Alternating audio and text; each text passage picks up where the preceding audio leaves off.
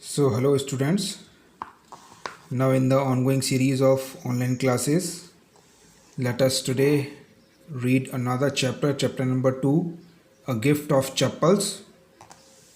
So, this is a very interesting, very funny, very humorous chapter. I'm sure you will enjoy this chapter very much. So, let us read A Gift of Chappals. So, in this chapter, there is a girl, Mridu. Mridu, with her grandmother, goes to Rukumani's house. So when they go to Rukumani's house, a smiling Rukumani threw open the door. Ravi and Meena, cousins of Mridu, Ravi and Meena rushed out and Ravi pulled Mridu into the house. Wait, let me take off my slippers, protested Mridu. And she took out her slippers, took off her slippers, and she set them out neatly near a pair of large black ones. Those were grey actually with dust.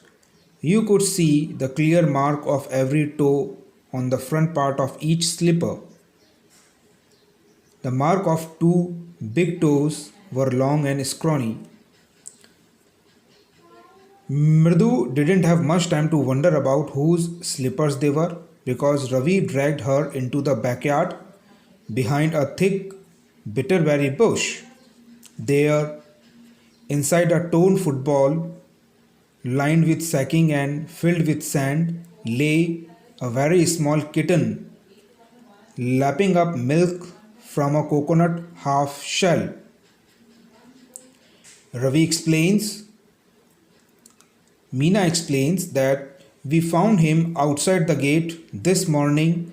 He was mewing and mewing, poor thing.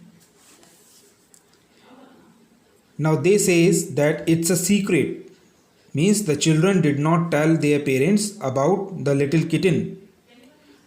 Amma says Pati will leave for our Padu Mama's house if she knows we have a cat. Now Ravi makes a sarcasm here. He says, people always tell us to be kind to animals, but when we are, they scream, oh, don't bring that dirty creature here. And later, Ravi explains that it was very hard, very difficult to feed Mahendran, to feed that cat. He says, do you know how hard it is to get a little milk from the kitchen? Pati saw me with a glass in my hand just now. I told her I am very hungry. I want to drink it. But the way she looked at me, I had to drink most of it to throw her off the scent. Then she wanted the tumbler back. Pati, I'll wash it myself. Why should I put you to trouble? I told her. I had to run and pour the milk into this coconut shell and then run back and wash the tumbler and put it back before she got really suspicious. Now we have to think of some other ways to feed Mahendran. So here Ravi has explained how she brought milk for the cat, whose name he kept Mahendran. Mridu was impressed. Mahendran, this little kitty's name is Mahendran. It was a real name, not just a cute kitty cat name.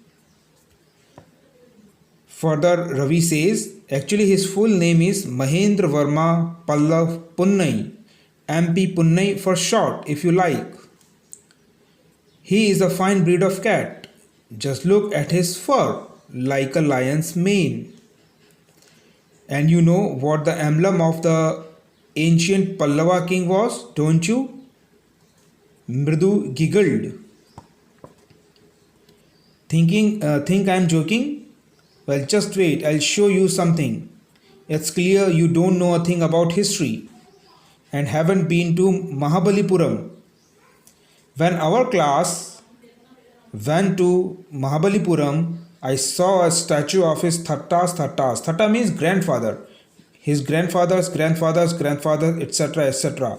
Fact is, Mahindran here is descended from that very same ancient cat. Further, he says that this cat is a descendant of none other than the Mahabalipuram Rishi cat. And if I may just remind you, they worshipped cats in ancient Egypt. How he loved the sound of his own voice. Meena and Mridu exchanged looks. Actually, Ravi was a boastful boy. He liked to boast. Mridu asked, "What does that have to do with anything?" Ravi says, "I am telling you, this cat is descended from the Egyptian cat goddess Bastet." Yes. He explains, one of the descendants of that cat goddess was a stowaway in one of the Pallav ships, and his descendant was the Mahabalipuram Rishi cat, whose descendant is MP Punna here. He shrieked, very pleased with himself. Mahindran looked up alarmed. He had just been sharpening his claws on the edge of the coconut shell, but worse than Ravi's awful whoop eek was a screech from the window. What a weird sound! If Mridu was startled, MP Punnai was frightened out of his wits. Hair standing on end, he bounced up and scurried towards a bamboo tray of red chilies that had been set out to dry. Trying to hide beneath it, he tipped a few chilies over himself. Meow! He howled miserably. The screeching went on and on. What is that noise? Said Mridu. Ravi explained that that's Lali learning to play the violin. She will never learn a thing. The music master just goes on playing like a train whizzing on and on, while Lali all the time derailing, going completely off track. Now here is part 2. In this paragraph, Mridu tries to peep through a window and look into the room. Mridu crept up to the window. Lali was sitting a little distance away, awkwardly holding her violin and bowstring, her elbows jutting out and her eyes glazed with concentration.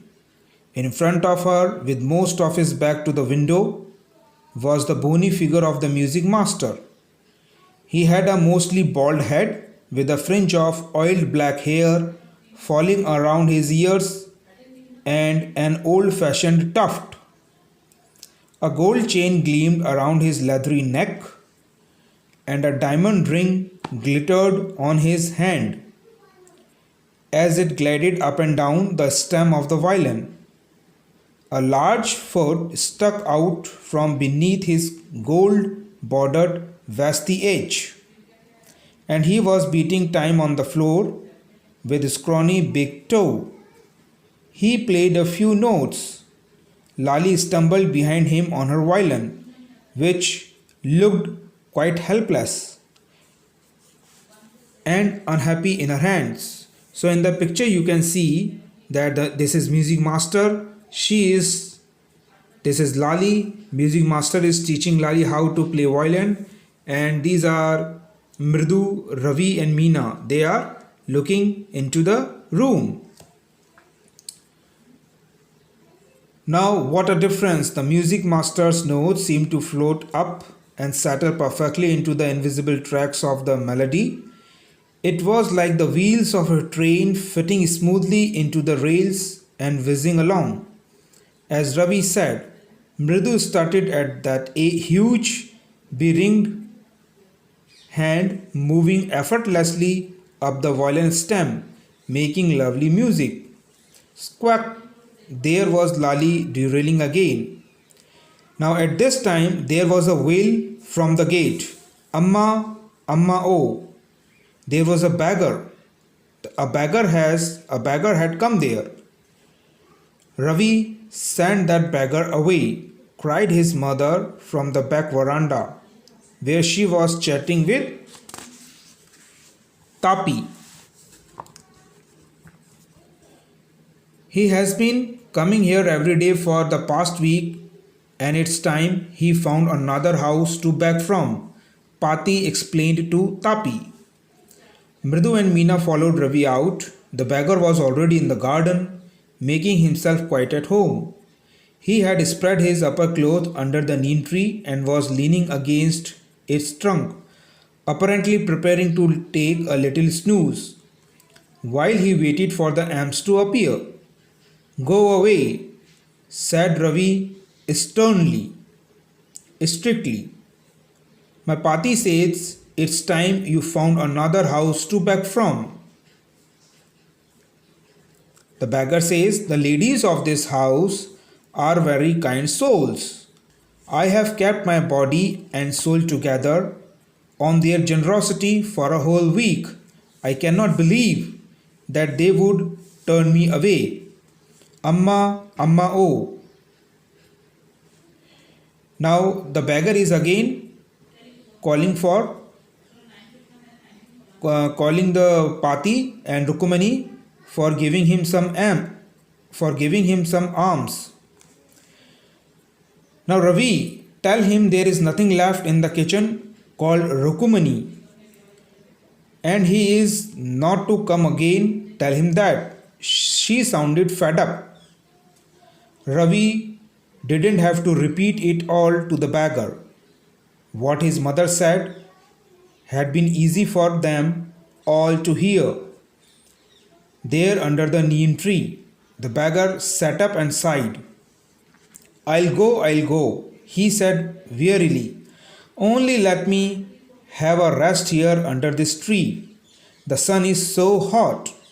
The tar has melted on the road. My feet are already blistered. He stretched out his feet to show large pink peeling blisters on the soles of his bare feet. I suppose he doesn't have the money to buy chappals, Mridu whispered to Meena and Ravi. Have you got an old pair in the house somewhere? Now here Mridu and other children were very concerned, were very worried when they saw large pink peeling blisters on the soles of the bare feet of beggar. They were very worried for him, and they were very kind. They were pitying him, and they wanted to give him a pair of chappals. I don't know, said Ravi. Mine are too small to fit his feet, or I would have given them to him. And his feet were larger than Mridu's and Meena's, so there was a problem. The beggar was shaking out his upper cloth and tightening his dhoti. He raised his eyes and looked fearfully at the road, gleaming in the afternoon heat. He needs something on his feet, Meena said. His big eyes were filling. It's not fair. Ravi said, I'm thinking about it. It's not fair isn't going to help. In 2 minutes he will be frying his feet on that road. What he needs is a pair of chappals. So where do we get them? Come, let us search the house. He pushed Mridu and Meena into the house. Just as she stepped into the veranda, Mridu's eyes fell on the odd-looking chappals she had noticed when she arrived. Ravi, she whispered to him. Whose are those? Ravi turned and glanced at the shabby-looking but sturdy old slippers. He beamed and nodded. These are just the right size, he said, picking them up. Mridu and Meena followed him nervously back into the garden. Now these children took slippers of the music master. They picked those slippers and gave those slippers to the beggar. Here, said Ravi to the beggar, dropping the slippers in front of the old man. Wear these and don't come back. The beggar stared at the slippers, hurriedly flung his towel over his shoulder, pushed his feet into them and left, muttering a blessing to the children. In a minute, he had vanished around the corner of the street.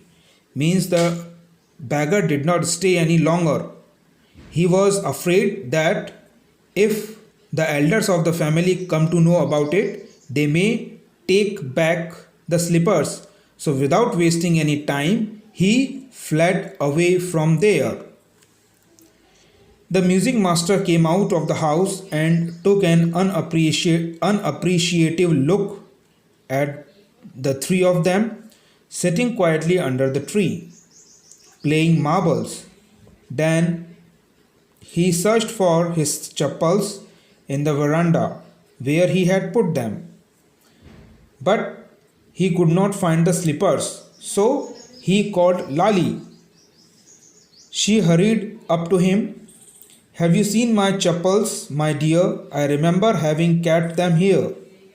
Ravi, Mridu, and Meena silently watched Lali and the music master search every corner of the veranda.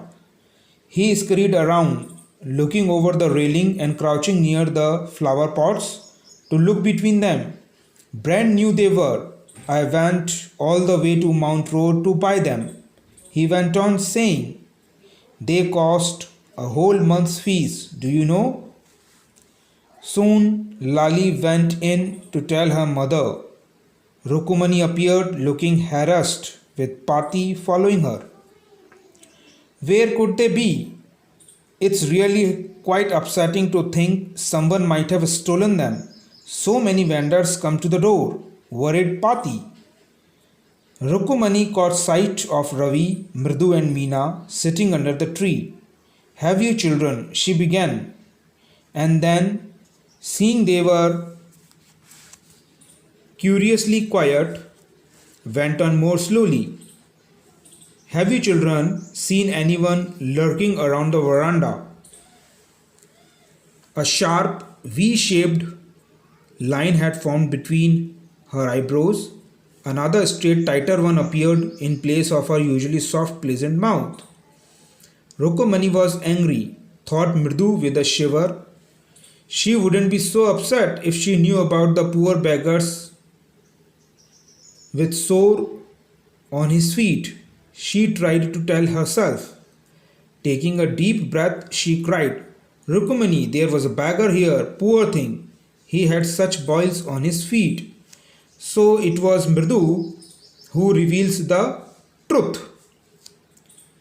So, said Rukumani, grimly, turning to Ravi, you gave the music master's chappals to that old beggar who turns up here. Children these days, groaned Pati. Amma, didn't you tell me about Karn, who gave away everything he had? Even his gold earrings? He was so kind and generous. Silly, snapped Rukumani. Karn didn't give away other people's things. He only gave away his own. But my chappals wouldn't have fitted the beggar's feet. Ravi rushed brashly on. And Amma, if they did fit, would you really not have minded? Ravi said Rukumani, very angry now. Go inside this minute. She hurried indoors and brought out Gopu Mama's hardly worn new chappals. These should fit you. Sir, please put these on. I am so sorry. My son has been very naughty. The music master's eyes lit up. Why? Because he was getting new brand chappals. He put them on, trying not to look too happy, means he was hiding his happiness. But inside, he was very happy for getting brand new chappals. Well, I suppose these will have to do. These days, children have no respect for elders. What to do? A Hanuman incarnate, only Ram can save such a naughty fellow. Rukumani's eyes flashed. She didn't seem to like Ravi being called a monkey, even a holy monkey. She stood stiff and straight by the door. It was clear she wanted him to leave quickly. When he had clattered off in his new chappals, she said, Mridu, come in and have some tiffin. Honestly, how do you children think of such things? Thank God, your Gopu Mama doesn't wear his chappals to work. As she walked towards the kitchen with Mridu and Meena, she suddenly began to laugh. But he is always in such a hurry to throw off his shoes and socks and get into his chappals as soon as he comes home. What is your mama going to say this evening when I tell him I gave his chappals to the music master? So, when children had given music master's chappals to the beggar, so Rukumani gave Gopu Mama's brand new chappals to the music master, and music master was very happy. He was feeling very happy for getting brand new chappal in place of his old chappals, but he was hiding his happiness. He did not want them to know that he was very happy inside. And Rukumani was also laughing because she thought what Gopu Mama was going to wear when he comes back in the evening, and how will he react when she tells him that she has given his chappals to the music master. So here this chapter ends here, and I hope students you have understood the chapter very well. If you have any problem, any query, you may talk to me. Thank you students.